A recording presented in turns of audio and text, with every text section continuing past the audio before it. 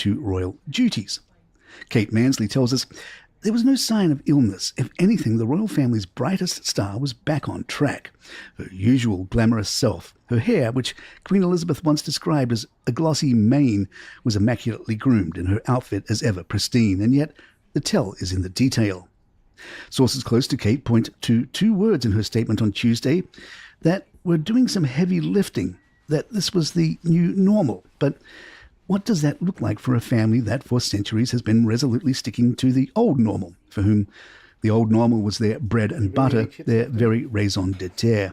Why would you go through the year she's had just to run straight back to work, palming your 3 children off on round-the-clock nannies so that you can zip around the country on old-fashioned royal ribbon-cutting parade? It's not going to happen. The same goes for William. Take the funeral of the former US President Jimmy Carter, for example. William, as heir to the throne, would normally have been expected to attend the state funeral in Washington on January 9th, but it happened to fall on his wife's birthday, and so the baton was passed to his uncle, Prince Edward. Is this the sort of thing that the public can accommodate? Well, we know from the opinion polls that they can and will. The latest results from YouGov show that Kate is now the UK's most popular royal, a spot held for decades by Elizabeth. She may have married into the royal family, but for many, she represents the future of the organisation she represents. And while no one can have full control over their health, her diary is something that she most definitely can control. If anything, her experience will help the future Queen in her public role, enabling her to bring a heightened sense of empathy to the job. This is a chance for Kate and William to take stock and rethink the way the monarchy operates in the modern world. Not just for William's reign, but also for their son, Prince George. But going back to normal, don't expect to see that again. Angela Terry met Kate during the visit and told People magazine she was there to say thank you to the people who had looked after her, talked to patients who were in a similar situation. It was a great message of hope because she looked so well. We don't need to know what cancer she had. We just need to know she's been through surgery, she's been through chemo, and 1 year later, my goodness, look, she is here. She has such poise and elegance, extremely genuine and sincere. She is very personable. I watched her talking to other patients, and she's amazing. She has this gentle eye contact as she talks. She reaches out and maybe touches their shoulder or holds their hand, and her smile is always there. The level of connection she makes with each and every person she meets is phenomenal. Not only is Kate wonderful, her husband is pretty groovy too. The Mirror wrote a fawning piece on William, explaining how his grandmother would have loved his latest moves. With his open neck shirts, casual white trainers, and approachable demeanour, William has brought a fresh, relatable energy to the monarchy that even the late Queen Elizabeth II might have admired. While William has always chosen to focus on a few deeply meaningful causes, rather than juggling hundreds of charities, his recent shift in tactics has solidified his reputation as a royal with a small r.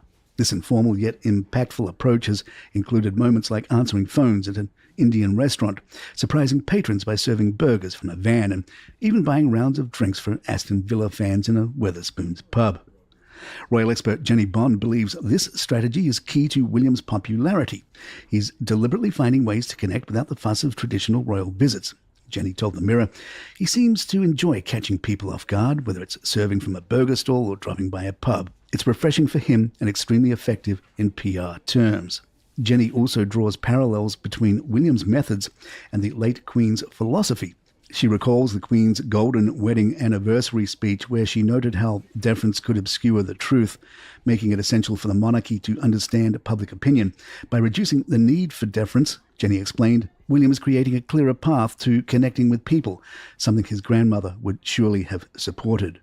William himself has been candid about his vision for royal duties. Speaking last year, he emphasized his focus on impact philanthropy, collaboration, and empathy.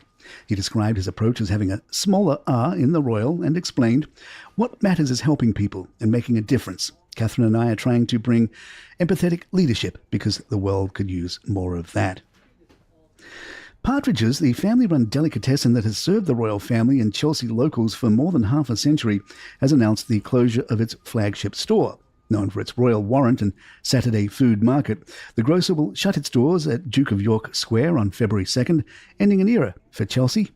John Shepherd, co-founder and owner, said, "We are very sad to be leaving Chelsea after an incredible 53 years serving local residents.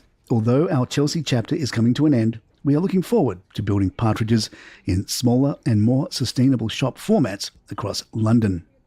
The shop, which began supplying Buckingham Palace in 1991 and secured its first royal warrant in 1994, was granted a new royal warrant by King Charles just weeks ago. Despite its prestigious ties, Shepherd cited an inability to reach a contractual agreement with its landlord as a key reason for the closure. The Duke of York Square store has been a cornerstone of Chelsea since being a subscriber there. Don't forget you can get this show commercial-free along with hundreds of others from Caleroga Shark Media. It's all in the show notes and episode notes.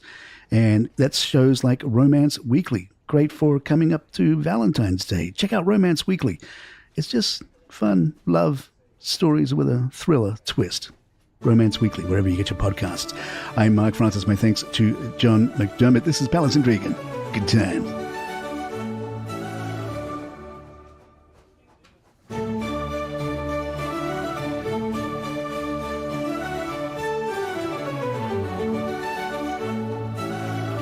Hello and welcome to Palace Intrigue. I am your host, Mark Francis.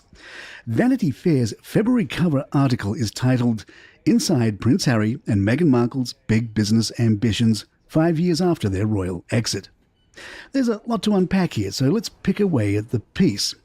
A producer named Jane Marie is quoted, Jane is credited with collaborating with Harry and Meghan on audio projects at Archwell and tells Vanity Fair they had this naivety and their hopefulness about what's possible in terms of storytelling and good works and all those things. I wish I had that kind of optimism. A second unnamed person is quoted, I thought that I had the role of a lifetime. I thought I was going to be besties with Meghan and Harry and we were going to run around the world saving